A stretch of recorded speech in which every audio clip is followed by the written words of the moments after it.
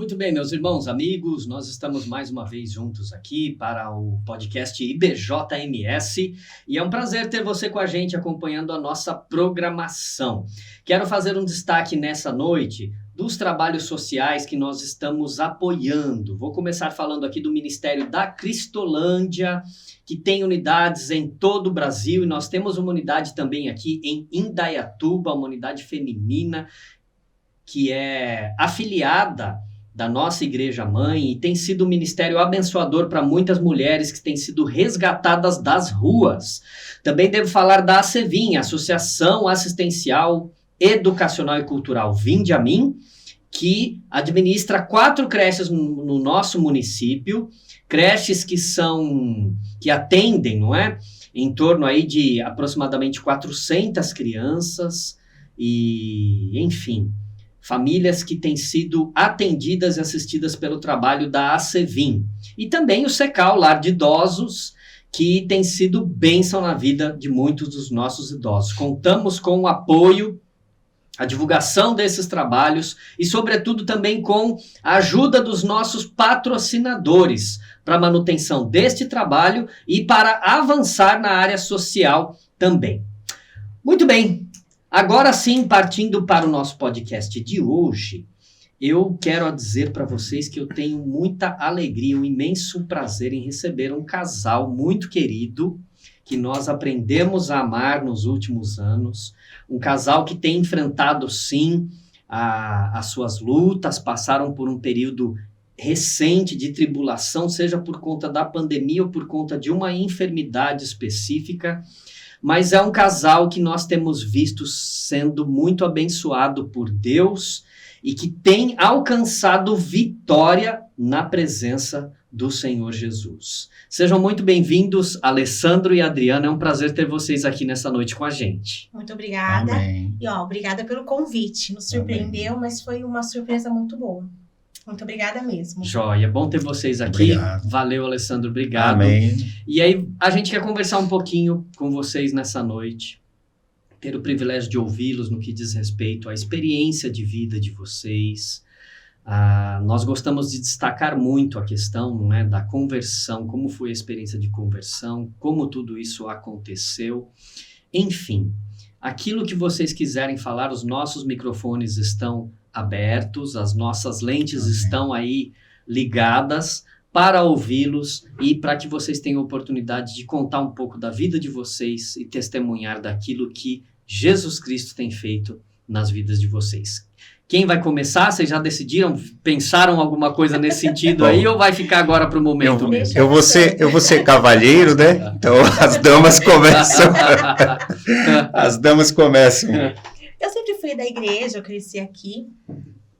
Então, todos esses trabalhos sociais que o pastor citou são trabalhos que eu pude ter o privilégio de acompanhar e também participar. Sim. Mas eu acho interessante o Alessandro contar o testemunho dele para depois ele poder contar como que eu entrei na vida dele. Sim. Ele entrou na minha. Sim, sim. Passou a bola. Beleza, Sandra. Vai lá então, porque Bom, ela tá deixa ela tá pedindo, né? E a gente sabe que é melhor. A esposa, quando pede, Então, é melhor atender. quase né? uma ordem, né? Então. Digamos que seja uma ordem. Sim, sim. Bom, muito obrigado, primeiramente, né? Pelo convite. Eu digo que foi uma surpresa, né? Muito grande.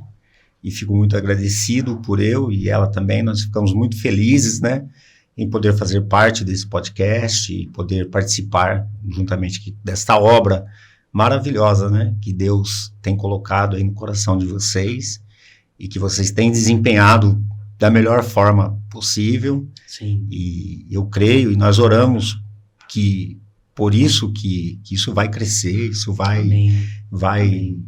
Né, vocês vão conseguir o alvo, né, chegar ao alvo e poder levar, né, a palavra de Cristo em forma de entrevista, em forma digital, né, como é assim que se diz hoje em dia. Bom, eu sou Alessandro, né, Alessandro Piazza, eu nasci em Porto Feliz, vou fazer uma prévia aqui, né, encurtar um pouco. Eu nasci na cidade de Porto Feliz, me criei na cidade de Boituva, né? Que por sinal também é a cidade do pastor Arlen, né? Sim, pastor Arlen Mafra. Arlen Mafra também, que também passou uma situação bem parecida com a minha, né? Uma situação delicada ali na Cracolândia, né? Onde eu fui resgatado, né? Fui arrancado ali pelas mãos de Jesus daquele lugar. E então é isso. Eu sou Alessandro e eu sou aqui membro da Igreja Batista, né? Jardim Morada do Sol. Já há alguns anos, né? Pastor Hudson é muito melhor do que eu de datas, né, pastor? Nem eu lembro, né? Às vezes eu pergunto pro pastor. Eu peguei Covid 2 vezes ano passado. Tem hora que eu não lembro mais das coisas, mas assim, eu me recordo que o nosso primeiro contato foi quando nós precisamos de uma equipe para ajudar lá na reforma daquele local onde seria a sede do Secal, não é? Isso. E se eu não estiver enganado, isso aconteceu... Eu não vou saber aqui se foi 2015 ou 2016, mas é alguma coisa assim, faz alguns anos. Aí você veio com uma equipe de voluntários lá que estavam internos na Cristolândia e veio ajudar a gente com essa reforma.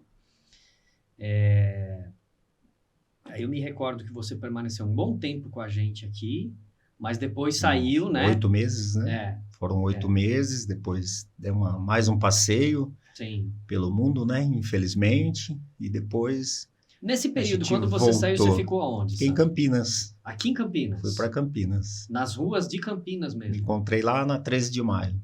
Sim, eu conheço. Aquele centrão e tal. Ali foi mais um... E lá a situação é tão tensa quanto em São Paulo, né? Pode-se dizer que seja até pior em alguns requisitos. São detalhes pequenos, mas... Porque, veja bem, quando eu... aos 33 anos de idade, mais ou menos, né, eu fui conhecer a bebida. Até então eu não bebia, né, mas aí eu fui conhecer a bebida e através da bebida eu fui conhecer as drogas. E no início tudo parece, né? Parece ser muito bom, parece ser muito agradável, né? A gente, com aquele vazio existencial... A gente procura, infelizmente, né? Hoje eu posso dizer isso, que infelizmente a gente primeiro procura as coisas ruins, né? As coisas erradas, as coisas que nos levam à perdição, que nos levam à morte. Para só então, depois de tanto sofrimento, tanta dor, né? De tanta tristeza, lá no final do túnel é que a gente encontra a luz que é Cristo. Sim. Né? Então, hoje a gente trabalha, né, nesse sentido, tentando levar para as pessoas que, infelizmente, quando a gente percebe que as pessoas estão começando a tomar um rumo errado, a gente chega com aquele conselho, né? Eu sempre falo, colega, é o seguinte, já fiz exatamente o que você está fazendo. A diferença é que você tem a oportunidade, hoje que eu estou aqui, eu sou uma testemunha viva disso, que você está indo pelo caminho errado. Né? Você está buscando em fonte errada. Isso não vai te preencher. Vai te preencher artificialmente. Não é? Mas lá na frente vai te fazer muito mal. E, graças a Deus, algumas pessoas, né, através do nosso testemunho de vida, têm ouvido e têm seguido, né, os nossos conselhos. Isso é dom de Deus, não vem de nós, como diz a palavra, né? Isso vem de Deus. Por isso Deus permitiu, né, que eu passasse por essa faculdade, né? 7 anos é uma faculdade, até com pós-graduação, né? Sim. Nas ruas, Sim. né? Porque um dia eu conversando com Deus, eu pedi para ele que já, então, embora conhecedor da palavra, mas vivendo bem superficialmente, né? Eu pedi a Deus que eu falei, não, tem alguma coisa errada, alguma barreira entre nós, e eu tinha uma vida boa, né? É isso que eu ia te perguntar, Sandro, só para a gente entender. Você ficou 7 anos na rua, nessa vida aí 7 anos. E você literalmente viveu nas ruas. A gente fala morou na rua, mas na rua ninguém mora. Não você mora. fica na rua, né? Sobrevivi. Você ficou nas ruas aí, como a gente vê em cidades como Campinas, São Paulo, né? Dormindo embaixo de marquise, de prédios, de pontes, enfim, né? Uma situação muito, muito difícil, muito delicada. Mas assim, antes disso, você já tinha um ofício, Sim. tinha uma vida normal Tinha como uma todo vida mundo. normal. E literalmente perdeu tudo por conta Sim. dessas escolhas, dessas decisões. Perfeitamente. Tinha uma vida normal. Acho que a única coisa assim que eu não consigo explicar certinho, vamos pensar aqui, era essa barreira que existia. Ia para a igreja, lia a palavra, achava que estava bem, mas não estava, espiritualmente falando. Sim. Não tinha base, eu não tinha construído uma base sólida na palavra, em Cristo, sabe? Então, quando minha mãe veio a falecer, né? Eu já sou filho, a história é bem grande, eu sou filho adotivo de pais, né? De pai e mãe. Né? Eu não tenho irmãos nem irmãs. Sou filho único, adotivo, de pai e mãe. Né? Então, aí aos 15 anos de idade, meu pai veio a falecer, cometido de um câncer na época e com muito sofrimento. E depois, aos 29 anos, minha mãe veio a falecer. E ela, na época, tinha 57 anos de idade. Sim. Então, quando a minha mãe faleceu, por eu não ter essa estrutura, essa base, esse alicerce em Cristo, era bem superficial, aquele vazio existencial ele foi aumentando. Né? E eu, em vez de buscar o apoio, buscar a ajuda da forma correta, como eu acabei de dizer, em Cristo, não, a gente sempre procura aqueles outros lugares, e foi onde eu comecei a procurar as bebidas, as drogas, que até então eu não conhecia, né?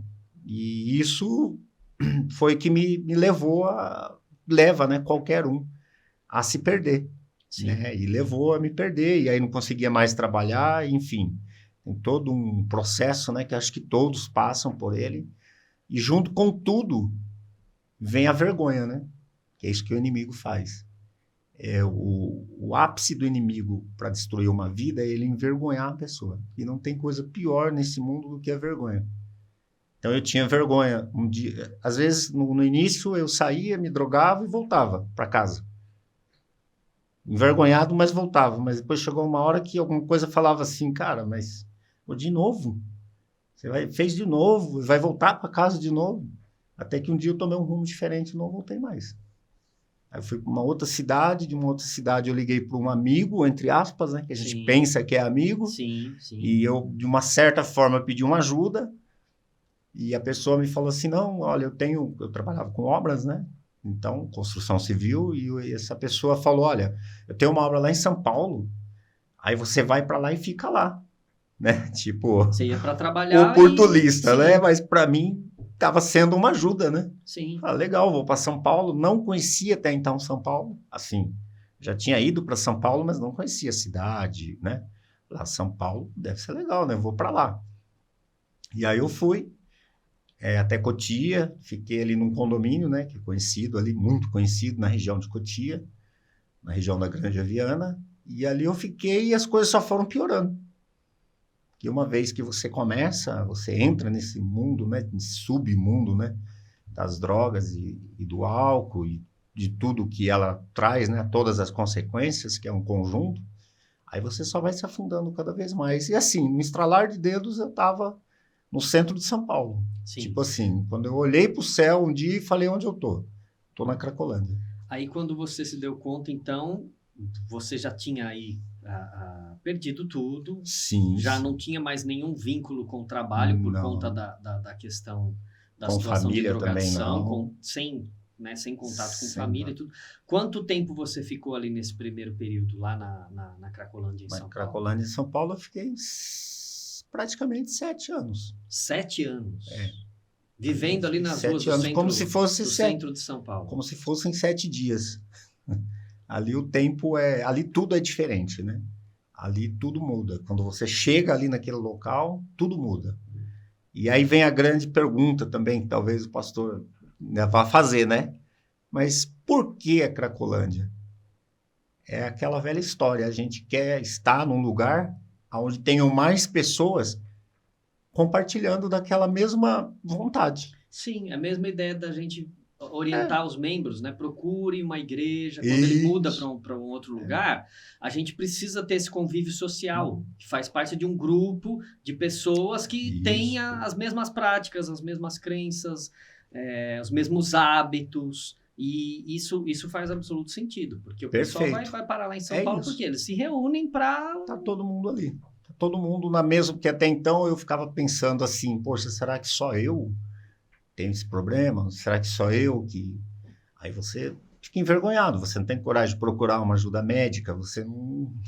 Aí a família, a esse ponto, né, essa altura do campeonato, como dizem, a família já não quer mais, fala, não, ele não quer mais ajuda. Durante esse período, alguém te procurou? Tentou te encontrar da tua família? Sim. Não conseguiram? Não, porque eu não quis.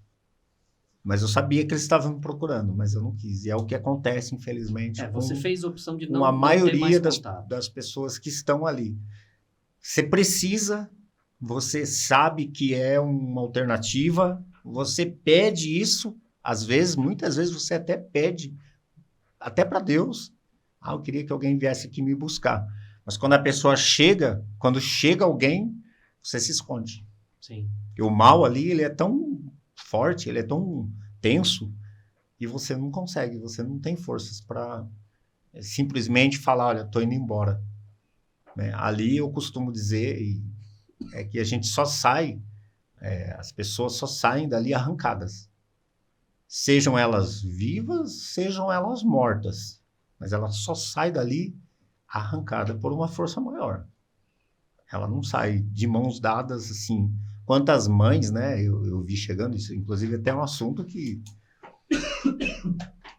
acho que daria aí mais uns 10 podcasts aí, né? Cracolândia, Pastor Hudson, e para quem estiver ouvindo, assistindo, no tempo que estiver assistindo e ouvindo. A Cracolândia, a gente se ouve falar muito, a gente conhece algumas coisas pela mídia, as coisas que a mídia nos apresenta, na verdade, não que a mídia esconda, não, mas é o que ela consegue, o que ela consegue pegar, é o que ela consegue, até onde ela consegue chegar. Até porque eles não entram lá, né? Eles não são bem-vindos, né? Não, o jornalismo, ela a televisão não são bem-vindos. Ela não se esquiva de mostrar, ela tenta sim, mas tudo que ela consegue é o que a gente conhece hoje na mídia da Cracolândia, só que Cracolândia vai muito além disso. O usuário de crack, ali, que reside ali, que vive ali, que tenta, que sobrevive ali, como eu sobrevivi, ele vai muito além disso. E, dificilmente, um ex-usuário, um ex-adicto, né, um ex-usuário igual eu, que saiu dali, foi resgatado, ele vai ter coragem de contar o que realmente viveu ali. Sim. Isso é uma coisa que um dia a gente, de repente, escreve um livro, o pastor Hudson usa o seu intelectual aí, e escreve um livro, e eu passo as informações para o pastor. Você narra porque é uma coisa assim, que se as pessoas souberem, e algumas sabem, mas fingem que não acreditam, mas ali vai muito aquém. Então, assim, resumindo, difícil. Sim. É um submundo ali inexplicável. Eu não vou falar para você assim que eu imagino, porque na realidade eu não consigo. Não dá para imaginar. Não consigo. Na verdade, eu não devo ter a mínima noção do que é a realidade lá. Enfim. Mas aí, Sandro, você ficou lá 7 anos, aí em um determinado momento, 7 anos lá, cansei. Aconteceu alguma coisa, você cansou. Cansei. E aí como que você foi alcançado? É naquela hora que... Eu não sei se... Estava meio que desistindo da vida. Dizem que a morte é invisível, né? Já ouviu isso ou não? Não. Deve ser, não deve? Eu imagino que seja, né? Né, Adriana? Deve ser, né? Dizem que a morte eu nunca vi, mas eu quase. Né? E por diversas vezes. Mas é uma coisa curiosa, que mesmo estando ali, naquela situação, chega a ser até meio... não sei, né? Às vezes a gente vai falar, mas assim... consegue-se ouvir a voz de Deus naquele lugar? Sim, consegue. Mas Deus vai falar com um camarada que está usando crack? Sim. Sim, ele vai falar. Se ele fala com quem ele quiser. Porque Deus é Deus. Eu conheci esse Deus. Né? Independente da minha situação física, mental, ele vai falar comigo. Agora, se eu quero ouvir ou não, é outro assunto. Sim. Então chegou um dia que eu falei, olha, não dá. Você se sentiu no fundo Aquele do poço. dia E aí... era o fim. Aquele dia não dava para ir mais para frente. E eu costumo dizer que Deus, ele é tão maravilhoso, ele é tão amoroso, ele é um pai tão sábio, que ele nos criou, ele sabe os nossos limites. E ele sabe quando a gente está falando a verdade, quando a gente está tentando enganar, quando a gente está tentando um trunfo, né? Se é assim que se diz a palavra, né? Vou falar com Deus aqui que a coisa está feia e tal, né? Aí ele vem, não, ele sabe. Não adianta tentar enganar Deus que não dá certo. Então, o dia que eu falei, Senhor, é hoje só, não consigo mais. Aí, infelizmente, não dá. Ele entendeu, ele falou, não, realmente agora ele está falando a verdade. E aí aconteceu algo sobrenatural. Isso. Antes de você falar, eu gostaria só de comentar, com base nisso que você contou pra gente agora. Na verdade, nós cremos em um Deus que se revela. Perfeito. E essa ideia da revelação de Deus... Eu tenho para mim, assim, de maneira muito particular, que não se trata de Deus revelar para mim o que ele vai fazer no meu futuro, mas é da revelação da pessoa dele para a minha vida. E aí isso muda toda a realidade. Em que sentido? No sentido de que eu passo a entender que ele se faz presente na minha vida e que ele é necessário para que as mudanças aconteçam. De tal maneira que, tendo essa ação sobrenatural sobre a qual você vai falar para a gente daqui a pouquinho, sim, aí nós vemos o mover, o agir de Deus no sentido dele, através de situações, circunstâncias, pessoas que te acolheram naquele sim, momento, com certeza. Você vai se sentir recebido não pelas pessoas e nem simplesmente porque a situação melhorou, porque a coisa ficou boa, né? Saiu de uma coisa que era muito trágica para um pouquinho melhor. Não, mas aí é uma questão de Deus se fazer presente e isso é algo que é muito pessoal. Por isso que eu entendo que é a revelação, Deus se revelando sim, pessoalmente a nós. Como é que foi isso aí? Conta mais um pouco pra gente. Então, aí nesse dia, realmente várias pessoas ali, mesmo naquela situação, só para abrir um parênteses aqui, a pessoa que está sobrevivendo ali naquela situação da Cracolândia, primeiro, são seres humanos, né? Não pensem, né? A gente não pode pensar que ali só tem analfabeto, ali só tem... Não, ali não tem diplomas, ali não tem... São pessoas. Sim. E nessas pessoas, hoje eu entendo, né, a gente pesquisa um pouco, e naquela época que eu sobrevivi lá, parece que 86%, 80% das pessoas que sobreviviam ali, na Cracolândia, são conhecedores da palavra. Sim, essa é uma estatística real, isso, infelizmente. E então sempre tinha um ou outro que falava, cara... Eu falava assim, meu, não estou aguentando isso aqui, eu não nasci para isso, né? Todo mundo fala isso, mas ninguém quer sair, ninguém quer. Eu falei, não, mas como que faz? Não, tem clínicas. Você já ouviu falar em clínica? Você já foi para uma clínica? Não. Um hospital? Eu não sabia o que era, né? Não, tem clínica de reabilitação, clínica para tratamento, aí você vai. Ah, mas como que é lá? Aí entra de novo o inimigo na história, né? Não, lá você vai lá, cara, você vai... Bom, primeiro você apanha. Né? Verdade, você apanha. Pensa isso? Primeiro você apanha, aí você apanha lá uns 2, 3 dias, né? Os caras te metem água gelada e tal, aí tortura. Tem uns caras que vai e não volta. Mas aí eu pensando assim comigo... Sabe aquela historinha, o bichinho do lado, o anjinho do lado sim. E Deus falando, cara, esquece, pega só o que é bom. É o que eu costumo falar para os meninos aqui, para todo mundo. Cara, vou falar umas coisas aqui, pega o que é bom. O que for ruim, você descarta que não é de mim, não é de Deus. Não é de Deus, né? Aí fiquei com aquele negócio na cabeça. O Espírito Santo. Cara, se precisa de ajuda, se pediu ajuda, é para lá que você vai, é clínica. Então tá bom. Aí fui perguntar. Inclusive, na época, é muito longa a história, vou resumir.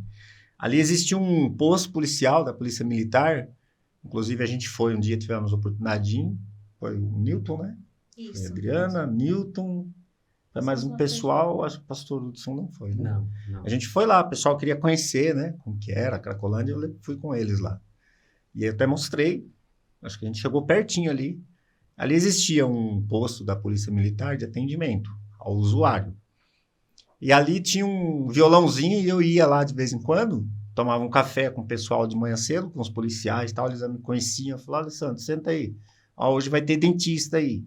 Aí eu sentava para ficar guardando e falava, pega o violão lá, toca umas músicas aí, né? E eu ficava ali e tal. E aí um dia eu perguntei, eu falei, olha, tem clínica para a gente tratar esse problema aqui? Ele falou, tem clínica. Aí alguém dos policiais ali falou para mim, cara, tem uma clínica perto da igreja, existe ali uma igreja católica, né? Sim. Uma igreja ali. Sim, falou, que é a olha, missão da Cristolândia. Isso, aí ele foi tentando, né, me explicar da missão Cristolândia. Ele falou, olha, o pessoal vai para lá e tal. Ele falou, olha, é evangélico, né? Ele não soube falar o nome até então, falou, depois alguém me falou da Cristolândia, ele falou, ó, você vai para lá e chegar lá você tem é difícil lá você conseguir vaga, você tem que ir lá e dormir lá na calçada, já é o primeiro passo, para você dizer para você mesmo, ó, já estou em tratamento, eu quero me tratar. Aí eu, falando com Deus, Deus falou, ó, tá aí a sua resposta, né? Você falou que não aguentava mais nenhum dia, então marcha para lá. E nesse mesmo dia eu fui para lá.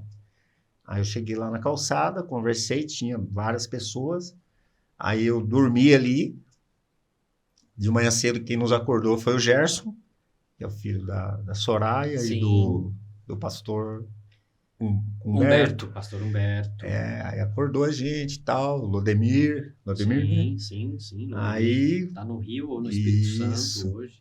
Aí falou, olha, e aí tal, vamos levantar, muito fazer bom. fila e tal. Vou e abrir assim, a sessão aqui, porque a gente tá no podcast, aí, tá, gente? Mas fluiu. eu tenho e aí realmente eu usei a mesma fala lá dentro, eu falei, olha, eu quero ir para a clínica. E aí, não vou dizer, claro, né, agora que foi o inimigo, porque não, que eram pessoas usadas por Deus. Aí você foi para a clínica de Itaquá? Mas aí então antes de... Itaquá eu conheci Itaquá-de-Setuba, foi onde o pastor foi nos buscar naquele dia lá. Só que aí antes disso daí tudo... Quando eu fui buscar, você lembra? Você lembra da ocasião? Sim, foi de quê? Foi de Kombi? Foi de Kombi. Foi o primeiro dia que eu vi o pastor. Aí alguém falou assim, não, mas não é assim não, cara. Você vai entrar hoje, vai trocar de roupa, que é uma luta, né, espiritual, tirar aquela roupa, você tá com ela ali há 1 ano, 6 meses, tomar um banho, cortar o cabelo, escovar o dente, é uma luta, é como se hoje você falar, Alessandro, a gente tem que tirar a pele do seu corpo, cara. Faz parte do processo começar espiritual, a ressocialização, muito espiritual. Sim. Entendeu? A sujeira, ela tá ligada ao espiritual. Tá sujo. Aí eu falei, tá, mas aí que horas que a gente vai? Aí alguém falou, não é assim não, se demora 1 mês. Eu falei, não, é hoje. Eu vou hoje. Aí as pessoas, né? Eu lembro que o Gerson falou assim, então, o camarada fica aí não sei quantos anos, né? Apronta e tal. Aí tá todo arrebentado, aí chega aqui ontem, né? Ou chegou agora cedo, aí ele quer ir hoje para a clínica, é ele que manda. Eu dei risada com ele, abracei ele e falei, mas nós vamos hoje, meu querido, é que você não sabe ainda. Aí ele deu risada. Eu até me emociono, porque é Deus mesmo no negócio. É uma autoridade que eu não consigo explicar de onde que vem. E aí daqui a pouquinho... Tava querendo, mas e aí? Então, foi? Fui. Fui pendurado na porta da Kombi. Sabe aquela Kombi da Cristolândia que tá escrito só vai quem aguenta. Quem aguenta. Fui pendurado na hora de sair a Kombi, eu na porta, com aquele olhinho de gato, né? Quando quer alguma coisa. E eu lembro até hoje que eu falei pro Lodemir e pro Gerson. Falei, ó, então tá na mão de vocês agora. Não é mais comigo. Se acontecer qualquer coisa comigo, aquela chantagemzinha básica, né? Aí o Gerson falou assim, parou a Kombi e falou, e aí, Lodemir, cabe? Ele falou, vai, cara, segura na porta aí. E ele me falou, só que não volta. Porque eu voltei 22 vezes, cara. Eu juro pra você que se eu ver você aqui de volta, eu te bato, cara. Eu pego você, negócio. Mas vai, pendura na porta. E eu fui pendurado na porta. E hoje estou aqui. Amém. Amém. Glória a Deus. Glória a Deus. Que E maravilha. com o prêmio ainda, né? Que Deus Não, separou então, aí. Isso agora é uma nós vamos história Nós para... vamos para a segunda parte aqui. Aí, ó. Deixa eu dar uma olhadinha na nossa isso. Tá um momento bastante oportuno, até para eu falar aqui deixar uma palavra de agradecimento, né? O nosso patrocinador, o pessoal lá da Copitec, o Evandro. Evandro, um abraço, obrigado pela força. Estamos juntos aqui nessa caminhada, viu? A gente continua contando contigo e desejamos muito que a tua empresa continue prosperando em todos os sentidos para que a gente possa continuar sempre com a nossa parceria. Um abraço para você e para toda a tua equipe aí. Valeu mesmo. Então, gente, mas retomando aqui, o Alessandro já contou uma boa parte aí da história dele. E aí, agora, eu acho que nós vamos chegar na melhor parte, né? Permita-me dizer assim, eu acho que talvez essa seja... A parte boa da história. Boa da história. Porque nós estamos aqui também com a esposa dele, a irmã Adriana. E aí, se a irmã Adriana quiser compartilhar com a gente como vocês se conheceram, eu acho que é o momento para fazer isso. E depois você fala um pouquinho a respeito de você, da enfermidade que você enfrentou, aquela situação toda. Bom, eu lembro quando o Alessandro veio, que nós chamávamos os irmãos os amarelinhos, com um grupo que o pastor trouxe, que foi para ajudar na construção do Secal, na verdade. Sim. E o Alessandro começou a cantar na igreja, mas eu não conversava com ele. Era um irmão, que eu chamava que era o irmão da calça branca. Porque era o irmão que tava sempre... Tava de olho, viu? Os garotos gostam, né? Eu sempre com a mesma calça, tá? Fiquei até com dó do irmãozinho pra minha mãe. Mas assim, eu não tinha nenhum interesse nele até então. Tá, não adianta só tossir, essa é verdade. Oi, irmã Adriana. Peca. Eu não tinha assim, aquele interesse nele, até, na verdade eu tava, na época eu namorava uma outra pessoa, então nós até chegamos a conversar, mas a conversa foi virtualmente, digamos assim, e foi a respeito de música. Eu gosto de música, ele também, então nós falamos a respeito de um hino que ele cantou, de alguns hinos que ele Esse é um dom que vocês têm, né? Que vocês compartilham, é uma então, bênção. sobre música, Sim. apenas sobre música. E depois ele sumiu. Né? Eu lembro que aí foi quando você saiu, né? Foi. Eu lembro que ele falou... Quanto tempo você ficou lá em Campinas, Sandro? Nessa... Então, eu fiquei 2 meses na rua, né? Na situação de novo. Sim. Mas aí fiquei mesmo por conta própria mesmo, né? Aí Sim. é teimosia mesmo. E aí depois eu fui para uma outra clínica também e fiquei mais 6 meses nessa clínica. E aí você voltou para Indaiatuba? Aí voltei para Indaiatuba. Mas antes, e aí ela vai continuar aqui? Em Campinas, na verdade. Foi aí que nós passamos a conversar. E... Vocês conversavam como? Redes sociais? Rede social. Ele me mandou convite. Você estava na rua e tinha... Ele mandou convite para mim no Facebook. Não! Convite. Você tá errado. Não, mas viu? Esse negócio É tá sério errado. isso, gente? Alguém mandou um convite para mim. Que isso? Nós começamos a conversar. Não, pastor, na verdade, deixa eu te interromper um pouquinho. O pastor, lembra que o pastor me deu um celular quando eu estava lá no Secal, chegou uma época, o pastor deu um celularzinho, lembra? Falou, Sandro, esse agora vocês vão ficar com... O pastor deu um celularzinho, o Marcão fazia... Eu tenho uma lembrança muito vaga. Imagina. Aí o pastor deu um celular, falou, agora vocês podem ficar com esse celular aqui. Era Mas rodava redes sociais, era essas Facebook. coisas? Foi o instrumento que o pastor Facebook. deu. Foi usado por E Deus. o Marcão fazia recarga. Marcão, pessoal da igreja, Davi, fazia recarga. Ô, irmão Alessandro, tá precisando de um recarregar o celular? Aí recarregava. Mas usava ele, eu ficava comigo, né?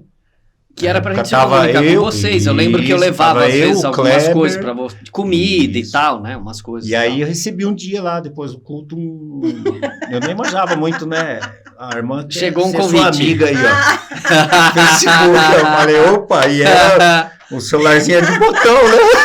Até você tinha que apertar a tecla, né? Que tem a A, B, C, né? Na mesma tecla. Isso. Se você quer o C... Você tem que apertar 3 vezes. Jovem não lembra, às vezes pula, né?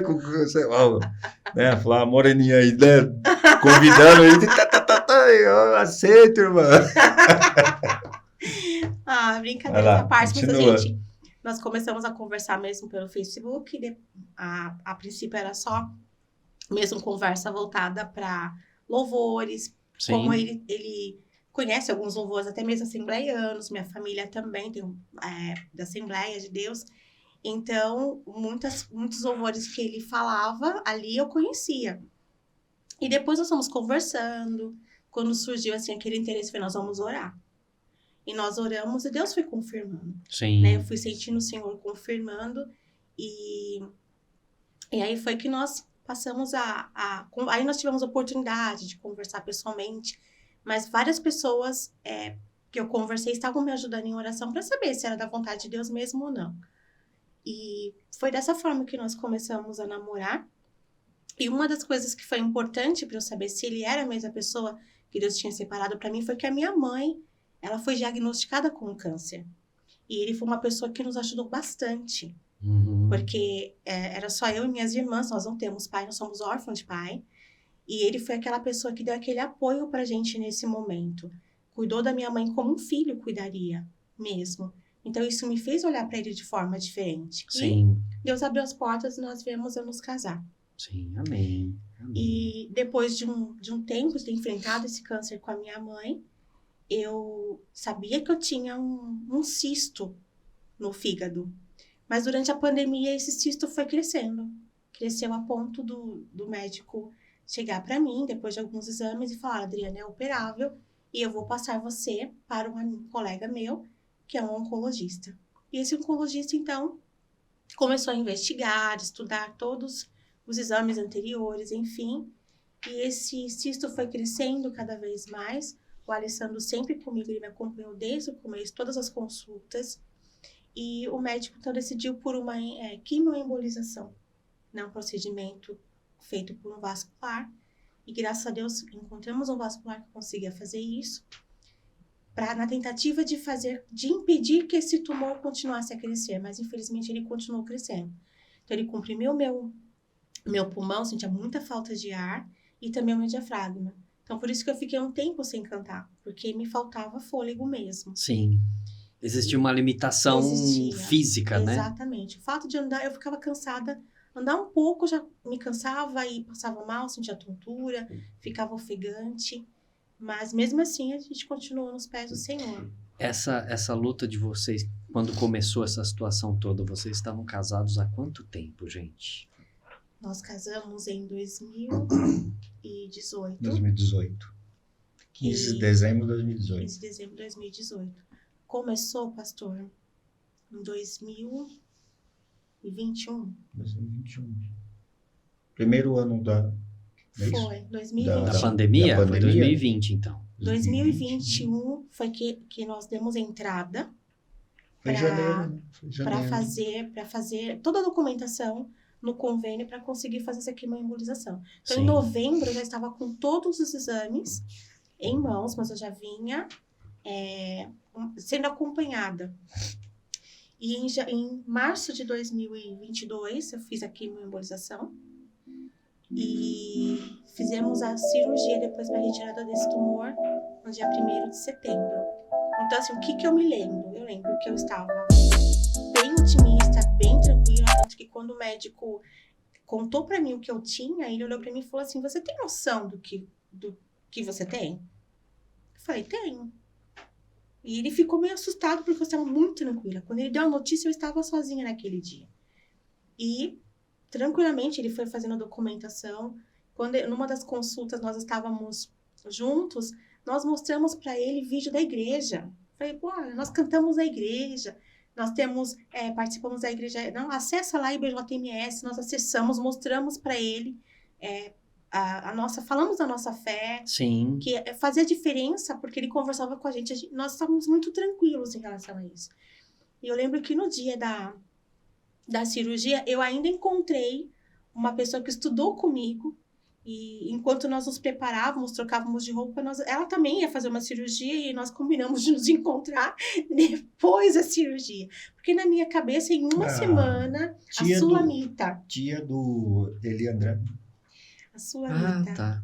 É isso? Acho que é isso. E assim, para mim, uma semana eu estaria pronta, já sairia do hospital, mas infelizmente aconteceu de ter complicações, né? Mas acho que ele pode contar melhor essa parte, porque eu estava literalmente dormindo, né? Eu fiquei em coma durante um período. Sim. Então, o médico, assim, mediante acho que é de praxe, né, da medicina, primeiro que ele sempre falou pra gente assim, ele falou, olha, que ela tem um cisto, não tratava como tumor, que é diferente, assim, né, falando, não é um câncer, é um tumor Tumor cístico. cístico e tal, operável, ele não tem raízes e tal, né, que foram feitos, graças a Deus, né, Deus possibilitou aí que conseguimos fazer as tomografias diferenciadas lá conforme ele pediu, né, com os desenhos, os cortes que ele pediu, as ressonâncias, né, então ele falou, olha, então só tem que tirar porque é muito grande, tá quase maior que o fígado, tinha quase 2 litros, né, então falou, olha, e eu sempre perguntava, mas como que é, doutor, né, vai operar e, né, todos os detalhes, né, ele falou, não, chega lá, vai operar, interna 1h das 13 horas, e aí provavelmente vai demorar 8, 9 horas a cirurgia,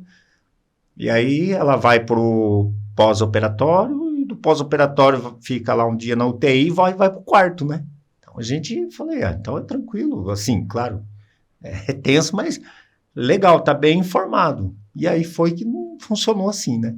Se tivesse seguido o roteiro que o médico passou, Isso. joinha, né? Mas a gente sabe que não foi assim. Foram 12 horas, né, de cirurgia, 12, quase 13 horas, depois de 13 horas lá pelas 2, quase 3 horas da manhã, ele veio falar comigo. Aí ele falou, deu tudo certo, né, mas ele falou, foi bem complicado. E ficou assim, meio... Aí eu falei, tá, e aí? Ela falou, agora ela vai pra UTI, fica uma observação, assim que ela acordar, só que daí se acordar, não acordou, né? Ele gostou de dormir. Ficou dormindo dias. E aí, nesse negócio aí que ficou em coma, né? Entubada, né? Coma. Aí, era como induzido? Não, né? Era induzido. A princípio foi. É induzido, porque não precisava esperar as coisas, o organismo voltar, né? Tudo. Aí depois também a gente ficou sabendo, eu fiquei sabendo, até falei com ela, o médico, o cardiologista lá, um plantonista, né, que atendeu lá na época, também lá, ele falou que passou a noite inteira quase com ela, né, tendo paradas cardíacas, mais de 20, né. Então, fala assim, isso pra gente, conta isso pra gente, irmã Adriana. Essa situação foi na noite, né, quando você fez a cirurgia, aí te mandaram pra UTI. Na UTI você foi acompanhada pelo cardiologista, é isso? Sim, tinha um cardiologista de plantão. E ele ficou ali contigo aquela noite? Ele ficou o tempo todo, porque assim, quando eu cheguei, até tem uma enfermeira que tem o mesmo nome que eu, Adriana. Então você vai sabendo da sua história aos poucos. Ela contou que quando eu cheguei, ela olhou pra mim, viu a minha idade e falou assim, nossa, tão nova. E segundo o relato dela, eu já cheguei em um estado gravíssimo. Tanto que o irmão daquela igreja, o irmão Elcio, que a conhece... ele comentou assim, a irmã tá em estado grave. Ela falou, não, gravíssimo. Então, já cheguei no estado gravíssimo ali. Tanto que esse médico, ele comentou depois, ele falou, agora eu posso contar. O estado era tão grave, era gravíssimo o estado dela, que eu eu fiquei o tempo todo ali, não tive nem o meu descanso, que era pra eu sobreviver mesmo. Tanto que o médico, que é o Dr. Pedro, que é o que me acompanha, ele comentou, olha, esse homem aqui, esse cara, salvou a sua vida. E ali eu fiquei, até uma das meninas, porque assim, várias pessoas cuidaram de mim durante esse período que eu estava em coma. Tanto que quando eu voltei, que eu acordei, eu até falei para Alessandro, falei, como que é esse acordar? Porque eu lembro que eu acordei num susto, para mim era tudo muito grande e a visão turva, e eu não conseguia falar. Tava muito fraca a minha voz, enfim. Então, as pessoas não entendiam muito bem. E eu queria tomar água de todo jeito, pastor, teimosa. Eu falava água. Era o que elas entendiam. E eu percebi que eu não conseguia me mexer. Quando eu descobri que eu mexia o pé, eu batia o pé porque eu queria água. Era a única coisa que eu conseguia fazer para chamar a atenção. E uma fisioterapeuta trouxe um pouquinho de água para mim numa gaze. E eu tinha dificuldade para engolir também. Aí eu fui descobrindo algumas coisas, fui tendo noção, mas para mim era tudo muito, muito grande. Onde que eu estou? Eu pensava, o que está acontecendo? Eu acordei como se fosse num susto mesmo. Eu fiquei ali num leito próximo a todos os enfermeiros, Sim. devido à gravidade da minha situação. O tempo todo monitorada. E ali, se qualquer aparelho desse um Qualquer sinal coisa, que o tempo fosse, o todo. pessoal já corria em cima. O tempo todo, com sonda, o tempo todo.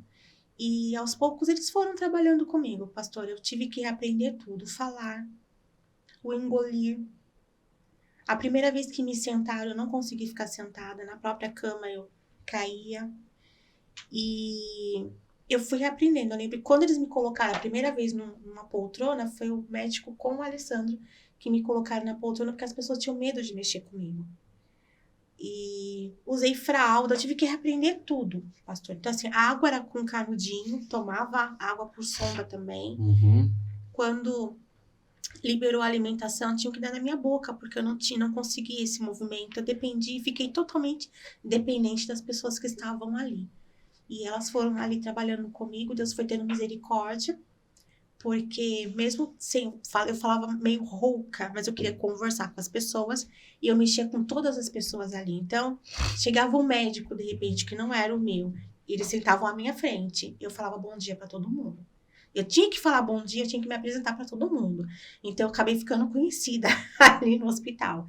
E tinha um momento de visita que eles passam também, eu já me apresentava.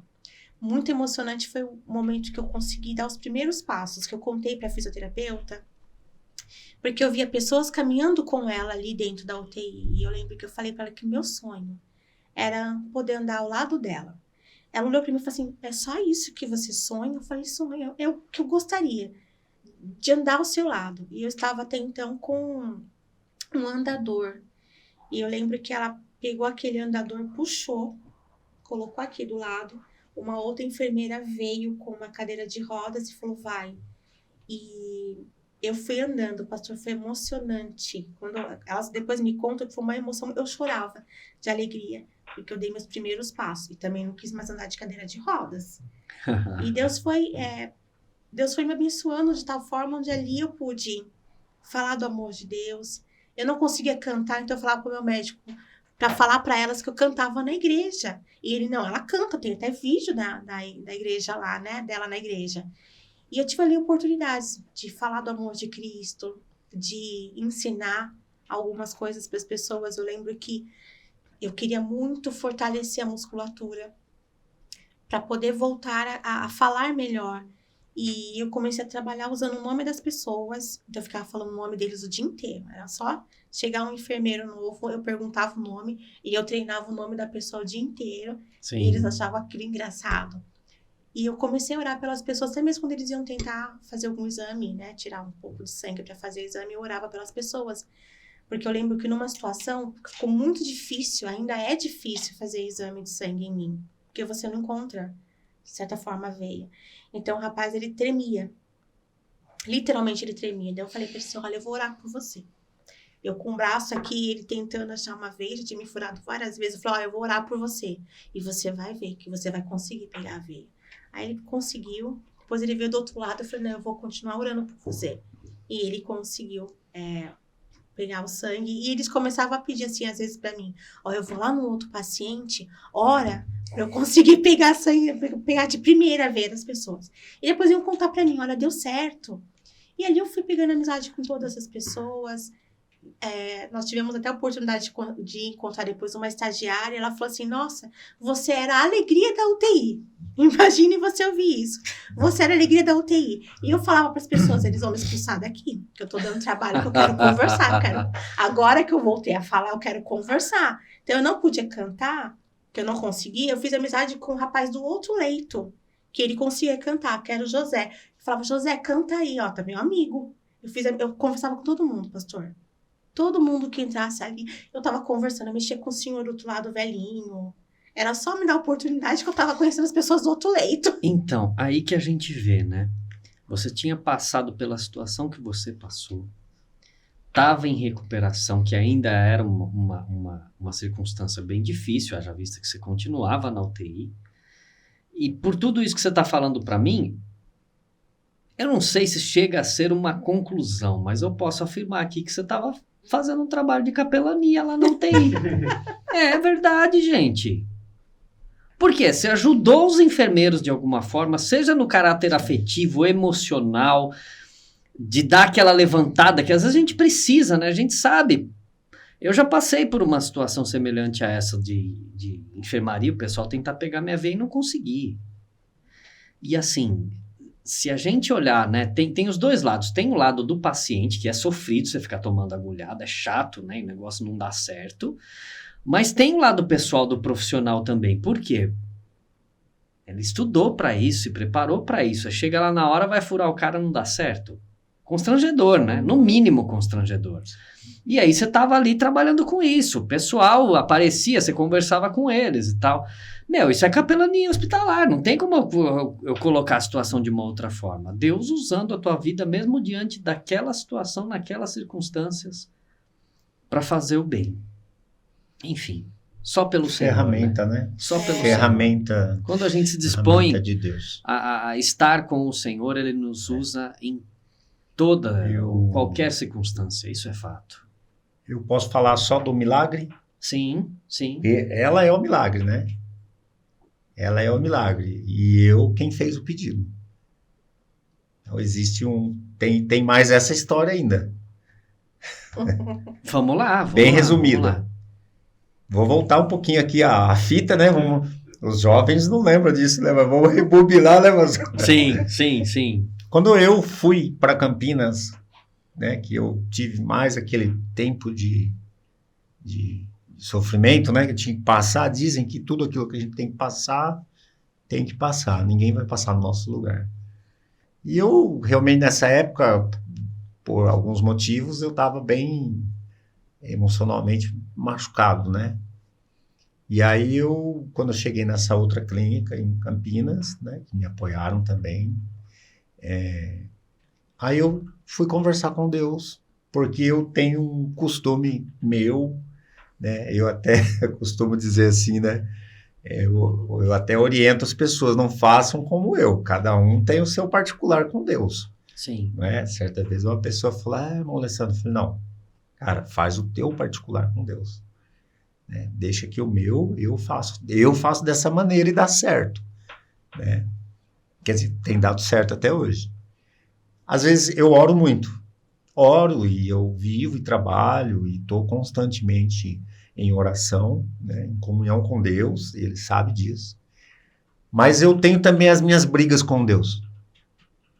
Se eu posso dizer isso porque é um particular meu com Deus. Uma certa vez, uma pessoa muito querida e uma pessoa, assim, para mim foi uma mãe espiritual, assim, uma pessoa que aos 12 anos de idade me levou pela primeira vez para uma igreja, né? Ela me falou, olha, eu ouvia falar muito de temor e tremor e tal, Sim. E um dia eu perguntei, eu fiquei um pouco assim, criança, e eu me lembro que ela, não sei se com sabedoria ou sem, ela me falou, olha, a gente tem medo de quem a gente não ama. Quem a gente ama, a gente não tem medo. Amém. Isso passou, e depois de anos, eu me lembrei dessa palavra. Então, eu não tenho medo de Deus. Eu tenho amor por Ele. E quando eu estava lá nessa situação, eu briguei com Ele. Eu falei, olha Deus, estou vindo numa situação assim, preciso contar, porque o Senhor sabe de tudo. Só quero te pedir o seguinte, eu não vou morrer sozinho, não quero, não quero, é ruim, acho que, né, falando com Ele, né, falei, o Senhor mesmo falou que não é bom que um homem esteja sozinho, não vai dar certo, ainda mais na minha situação, com o problema que eu tenho, que eu vou carregar essa dicção, né, essa debilidade aí, né, eu vou carregar pro resto da vida, né, mas o Senhor tem que pôr alguém do meu lado, e eu quero alguém que seja mais ou menos compatível. Tudo bem, não bateu a altura, né? Mas, não, mas isso é detalhe, né? Mas assim, aí um dia Deus falou comigo, ele falou, cara, fica tranquilo, né? E assim, você imagina um cidadão em situação internado numa clínica, se tratando, sem ninguém, família perdida e tal, e enfim, Deus falou, não, fica tranquilo que eu vou preparar para você. Então, eu vou dar um pulinho para frente para resumir um pouco. E eu falei, beleza. E aí, Deus preparou essa bênção, né? Que quando eu vim para cá, eu voltei, né? Para cá. E outra coisa também, uma outra hora a gente vai ter que conversar um pouco mais, pastor. Sim. E aí, Deus também falou, o último lugar que eu queria voltar era para Indaiatuba. Era o primeiro, o último lugar. E o segundo último lugar era para a Igreja Batista Jardim Morada do Sol. O pastor sabe disso. Então, não, mas aí que a gente vê, né? Aí que a gente vê, né? Eu fico imaginando o Senhor lá no céu, ele olha pra gente assim, mas não sabe de nada, meu filho. Falei, não, envergonhado. Você tá achando que você sabe muito, né? Todo mundo vai me criticar, todo mundo. E Deus falou, não, vou tirar você de novo, vou pegar você de novo, vou levar você para lá, cara. Né? Foi um dia que eu liguei. Então, mas só pra gente concluir aquele lance lá. Aí, um dos dois fez o convite, eu não vou entrar no mérito da questão, quem que convidou quem no Facebook e tal. Dá um outro podcast mas e aí? E aí? Vocês começaram a conversar e tal. Vocês se encontraram? Em que momento? Em que circunstâncias? Aí... Ó, vou continuar, vai dar certo. Aí, nessa época, lá em Campinas, o Alex tinha o meu contato, o Bacherolo, padrinho nosso de casamento. Sim. Ele me ligou lá na clínica e eu já tinha terminado o meu prazo e tal. E, desculpa, na verdade eu já tinha saído da clínica, eu já estava morando numa igreja. Eu saí da clínica e fui morar numa igreja. Por um tempo, o pastor me ajudou até eu... Aí ele foi lá, me ligou, foi lá, e eu fui fazer uma casa, construir uma casa pro Miguel, que é o sogro dele, lá em Pardinho. Aí falou, você vai para lá, a gente dá um apoio. E aí nesse tempo eu fui conversando com ela por mensagem, lá naqueles mesmos celularzinhos lá, os botãozinhos e tal, daí demorou um tempinho, daí veio um outro mais moderninho, um pouquinho, que aí facilitou. Aí cansava menos o dedo, né? Que era longa as conversas, né? Você sabe, né? Conversa de namorado, né? Tudo bestinha, né? Até 10 para 7 da manhã, ela falava, agora eu vou trabalhar. Lá, eu também, com os olhos abertos e o outro fechado. Então, assim, agora eu vou dar um pulo na história, porque quando ela ficou em coma, e, bom, enfim, tá claro, daí nós nos conhecemos, conheci quem é a pessoa, Deus falou, tá aí.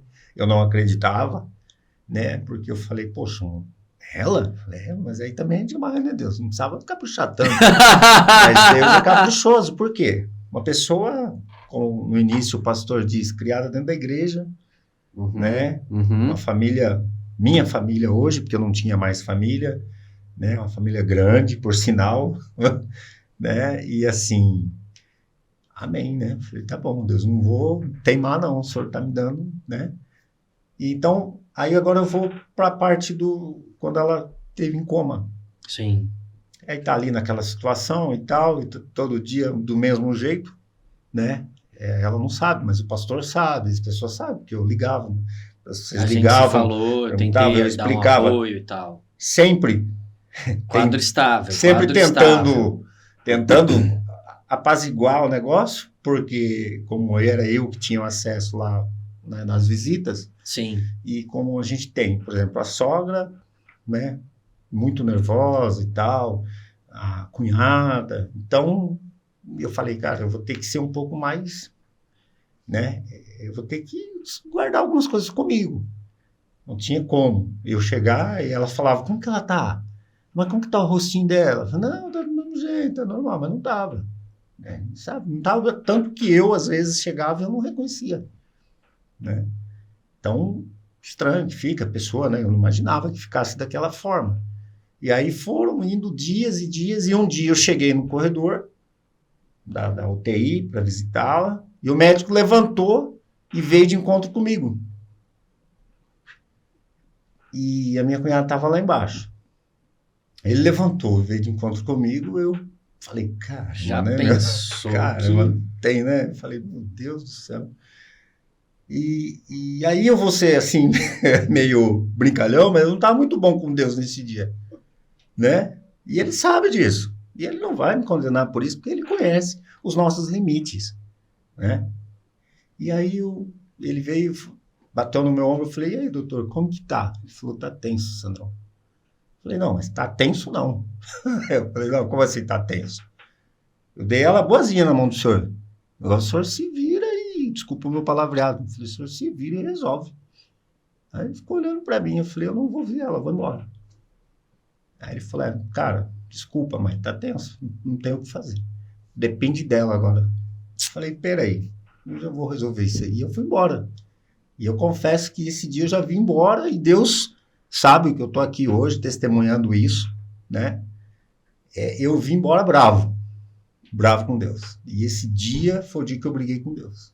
E eu falei para ele, o senhor me deu lá atrás, lembra? Eu pedi, o senhor me deu, o senhor não vai deixar ela daquele jeito lá, não. Não permito. Não posso te dar ordem. Claro, ninguém dá ordem para Deus, as coisas é do jeito dele. Eu falei, mas hoje não. Pode ser? Pode ser daqui 1 ano, 2 anos, mas hoje não. Não dessa forma. E a gente orou, e aí a família perguntou, eu falei, tá do mesmo jeito, tá estável, né? Sim. Mas eu pedi oração para algumas pessoas, eu pedi, né? Sim, tal, não vou nem falar nome, mas eu pedi, falei, olha, tá feia a coisa, né? Você não acorda, já te destubou, ela não acorda, não volta. E aí, quando eu fui no outro dia para visitá-la, aí quando eu cheguei lá, o médico falou, olha, eu não sei o que vocês fizeram, cara. Não sei qual a oração de vocês. Eu não sei o que é, mas tá mexendo o pé. Mas a gente sabe, né, gente? Glória Né, a Deus. Glória aí a Deus. inconscientemente, né? Aí mexi o pé e mexi o olho, né? Ainda bem assim. Sim. Mas eu falei, olhei pra cima, né? Meio Isso com foi medo, no dia né? seguinte, foi no dia No seguinte. dia seguinte, Aí eu olhei pra cima meio com medo, assim, meio tipo, né? Falei, tá olhando pra mim, agora vai dar uma chibatada, né? Eu falo, Deus, valeu aí, viu? Ela, valeu, mais uma aqui que você tá me devendo. Mas é isso.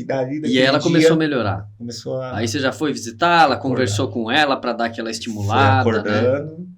Aí a gente Graças mexia com ela, mexia nos pés, aí tem todas, né, os trâmites lá da UTI, porque a pessoa está renascendo, né, sei lá como que fala o termo correto. De certa forma é né, isso. Mas alimentando por sonda, queria beber água, queria comer. Sim. Sim. Aí o pessoal fala, não, a gente já deu comida para ela, já, né, você já comeu, e ela, não comi. Não, ela já bebeu água já, não bebi água, então dó, né? Mas eu falei, enfim, foi recordando, e aí fui conversando com o pastor, né? Foi um propósito também que eu, né, tive com Deus. Eu falei, olha, quando ela estiver bem, vou pedir para o pastor Odson vir visitá-la. Teve essa oportunidade, né, pastor? Então, rapaz, eu fui fazer a visita lá. Cantou um hino. Vocês devem lembrar, nós cantamos juntos e tal. Só que assim, a Adriana, eu acho que talvez lembre disso, né? Você estava compartilhando comigo, né? Que a sua recuperação estava numa linha ascendente, né? Que as coisas estavam acontecendo e tal. E aí, eu não sei se você lembra, mas eu virei para você e falei uma coisa totalmente sem noção, cara. Que eu virei para você e falei assim, não, então daqui tanto tempo você já vai cantar, né? E tal, né? Lembra disso? Mas, mano, aquilo foi sem noção. Mas muito sem noção da minha parte. Porque não foi por querer agradar, foi totalmente sem noção. Eu posso afirmar isso aqui hoje pra vocês. O senhor me deu um prazo pra Então, melhorar. Mas aí o lance... Você volta pro trabalho. Ó, você vai voltar, ó, tá de licença da equipe de louvor, mas você vai voltar em janeiro. Eu fico assim, nossa, ele deu um prazo pra eu voltar. Eu tenho que... Mas naquela hora você falou, disse amém. Mas eu falei assim, meu Deus do céu, eu achava, pastor, que eu não fosse mais nem voltar a cantar. Sim. Pela situação que estava a minha voz, eu achava que eu não ia ter condições de cantar mesmo. Mas eu sonhei cantando. Eu sonhei cantando e eu cantei no centro cirúrgico. Eu sabia, assim, Deus mostrando através de sonhos, até o louvor mesmo. Eu lembro que aquele hino Te Agradeço, por isso que nós já cantávamos bastante esse hino, e eu sonhei com esse louvor, Eu lembro que numa das conversas com meu primo, que também é pastor, está lá em Moçambique, falei, primo, que o Alessandro, ele conseguia fazer chamada de vídeo, foi permitido isso dentro da UTI. Eu falei, Deus está mandando a gente agradecer. Mesmo dentro da UTI, vamos agradecer. E eu ainda não estava totalmente recuperada. Deus está mandando a gente agradecer, porque Ele já está fazendo, e agradecer por tudo aquilo que Ele vai fazer. E mesmo dentro da UTI, pastor, depois teve complicações. Sim. Tanto que até o médico comentou que acabou, ou assim, o fígado ele cresceu, ele demoraria uns 3 meses para crescer. Então, mesmo em questão de 3 semanas já estava. 90% do fígado foi tirado, e em 3 semanas eu já estava com o fígado restaurado. Então, já foi um milagre ali. Só que ele deu uma tombadinha, uma torcida, e acabou pegando a minha bile. Eu lembro disso. E o médico chegou a comentar comigo que se tivesse pego um outro órgão, enfim, que ele não teria tempo de me salvar. Então, foi mais um milagre do Senhor ali dentro. Então, o tempo todo eu corria risco. E eu estava ali, dando risada, conversando com as pessoas. Tive uma conversa séria com a nutricionista, porque eu não aguentava mais comer aquela papinha. Mas eu quero comer alguma coisa, eu não posso comer um pão, não posso comer uma carne. E aí ela olhou assim, você tem que falar com o seu médico. Eu fui ter uma conversa séria com o médico, e aí ele foi, não, você tá melhorando, então vamos melhorar essa comida aqui. E eu vi os médicos conversando sobre o meu caso, conversaram próximo a mim, enfim, e tomaram a decisão de fazer uma outra cirurgia. Dessa vez através de endoscopia, com um outro médico. E foi feito todo um preparo, e esse médico não conseguiu realizar essa cirurgia porque estava tudo muito inflamado. E eu lembro que esse cirurgião, depois daquele momento, ele teve a oportunidade de ir até a UTI, Dr. Marcos Zaya, e ele foi visitar alguns pacientes, eu lembrei dele. Porque na hora que estavam me anestesiando, ele segurou na minha mão dentro do centro cirúrgico. E quando ele foi até a UTI visitar outros pacientes, que eu chamei a atenção dele, ele veio conversar comigo. Ele falou, olha, nós estamos estudando, da próxima vai dar certo. E eu peguei na mão dele e falei, dá sua mão. Me dá a sua outra mão. E ali eu fui orando por ele. Eu falei, vai dar certo, em nome de Jesus. Não, vai dar tudo certo, nós fomos orando ali. Mal sabia ele que eu estava conversando com ele já em oração. E quando ele foi fazer essa segunda cirurgia, o Dr. Pedro estava presente, que foi um combinado deles que caso acontecesse alguma coisa, porque corria o risco de ter perfuração em algum órgão e tal, o Dr. Pedro, então, me abriria novamente para poder me socorrer. Então, eu tinha ali 2 cirurgiões. E eles fizeram o que tinha que ser feito. Ele falou que o médico foi incrível. Ele fala assim, o médico foi o Dr. Marcos, foi incrível. Então, passou a chamá-lo de mágico, pela destreza dele. E quando, de repente, ele me sacudiu depois do término da cirurgia. Ele simplesmente me sacudiu. Eles estavam vibrando dentro do centro cirúrgico. Sabe, final de Copa? Sim. Todo mundo feliz. E eu lembro que eu só fiz assim, glória a Deus! E comecei a cantar. Te agradeço, meu Senhor, te agradeço, meu Senhor, dentro do centro cirúrgico. E isso marcou tanto as pessoas que eles falavam assim, quando eu continuei no hospital fazendo o tratamento, e eu lembro que o radiologista veio perguntar para mim, você está aqui por quê? Quando eu comecei a contar, você é a moça que cantou no centro cirúrgico, eu estava lá, aí virou para a enfermeira, ela canta muito bem. Eu falei assim, você tá doido? Porque eu tô rouca? Como assim? Canta muito bem. O que ele ouviu ali foi o Espírito Santo de Deus, o mover do Espírito Santo de Deus mesmo. Por isso que quando o pastor falou aquilo, eu falei assim, amém! Então, eu lembro que eu te falei, agora que você falou, né? Eu lembro que eu te falei, janeiro, na pior das hipóteses, em fevereiro você volta. E aí, para nossa surpresa, você fez o culto de ação de graças em dezembro. Então... Só o Senhor, né? Só o Senhor. Graças a Deus, viu? Glória a Deus por isso, gente. Que Amém. Maravilha, viu? Uma bênção, uma bênção. Muito feliz com vocês, por vocês. Eu sei que vocês continuam aí. A irmã Adriana com certeza tem, né, esse processo aí de... na verdade, você continua o seu tratamento, eu acho que é para a vida, né? De certa forma. talvez, alguns cuidados em termos de alimentação, Sim. medicação que você pode, que você não pode de jeito nenhum, né, por conta de tudo que você passou. Das complicações que Sim, aconteceram sim, depois. sim. Mas, de qualquer maneira, é muito bom vê-los aqui, gente. Vocês Amém. dois, como casal, restaurados, o Senhor Jesus cuidando de vocês em todo momento, em todo tempo. Sendo mais do que fiel, se é que existe, né? Se é que eu posso falar isso dessa forma, mas no sentido dele cumprir as promessas nas vidas de vocês de maneira tão especial e preciosa. Deus Então, cumpre. é maravilhoso, viu? Obrigado por compartilhar com a gente, nós ficamos muito felizes. Infelizmente, a gente tem um tempo limitado aqui, não dá para a gente fazer tudo isso em um podcast só, precisaria talvez de 2 ou 3 pelo menos para conseguir contar com maior riqueza de detalhes, alguns momentos que também foram tão importantes quanto esses que vocês compartilharam. Mas eu quero dizer que é muito bom ter recebido vocês aqui, ter esse bate-papo, uma bênção realmente. Amém. Eu tenho muita convicção que quando esse vídeo for colocado lá no nosso canal do podcast, vai alcançar vidas. Os meninos vão trabalhar também com alguns que eles chamam de shorts, não é isso, gente? E aí dá para ter algumas divulgações de momentos específicos também. Isso, os cortes, né, Lê? Isso. E aí dá para fazer isso também. Então, que Deus continue abençoando vocês, que o Senhor continue sendo a razão da vida de vocês, que Ele continue multiplicando em alegria, em satisfação na presença dEle. Quando você ficar bravo, Sandro, que o Senhor também trate contigo, viu? Ele tem tratado. Sim, Ele sim, trata. sim. Mas é bênção ter esse nível de relacionamento com o Senhor. Essa braveza que a gente fala modo de dizer. Essas brigas é uma oração mais tensa um pouquinho, Sim, né? A verdade é essa. sim. E depois, numa próxima, se tiver a oportunidade, tem o frango com quiabo. Que isso é um testemunho. Sim. Mas vai ficar para o próximo. Mas vamos deixar o pessoal com vontade. É muito interessante. Tá bom, gente. Então, muito obrigado, viu? Um prazer conversar com vocês. Prazer que Deus nosso. continue cuidando de vocês, abençoando.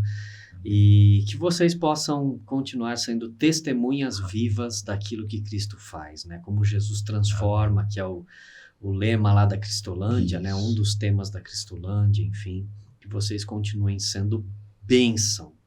Que o Senhor continue cuidando de vocês em todo o tempo, viu? Amém. Um beijo Amém. no coração de vocês. Foi muito bom ter vocês aqui, gente. Prazer grande Amém. mesmo. Prazer Valeu. nosso. Gente, muito obrigado por acompanhar a gente, por estar com a gente. Continue acreditando no nosso projeto, no nosso trabalho. E o nosso desejo é que Deus abençoe muito a tua vida e a tua família. Até o nosso próximo podcast IBJMS. Um abraço para todos. Tchau, tchau.